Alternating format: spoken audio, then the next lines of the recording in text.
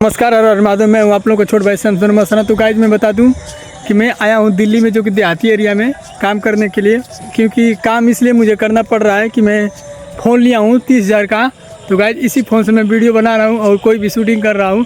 तो गाइज हम लोग का बहुत ही मेहनत, ये फ़ोन महंगा पड़ गया है थोड़ा सा, और ये फ़ोन मैं लोन पे लिया हूँ, तो इसके लिए भरने के लिए मुझे काम करना पड़ रहा है।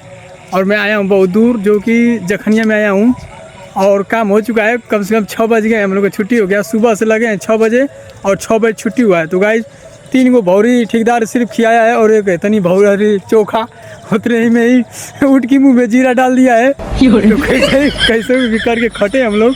अब दिन भर शाम हो गया गाइज, तब लोग जा रहे हैं घर। देखिए गाइज 6 से 6 बजे तक खटे हैं, सारा 12 घंटा। जिंदगी में पहली बार काम करते हुए बहुत अखड़ गया कि मुझे ये काम करना पड़ गया। सिर्फ ये मोबाइल की वजह से इतने मुझे काम नहीं पड़ता। तो गाइज मैं कभी काम नहीं करता था और वीडियो पे हमेशा फोकस करता था। तो हम वीडियो बनाएंगे, हम चाहेंगे आज तो लोन भर देंगे, तो उसके बाद वीडियो देखे देंगे। मिलते हैं नेक्स्ट ब्लॉग में।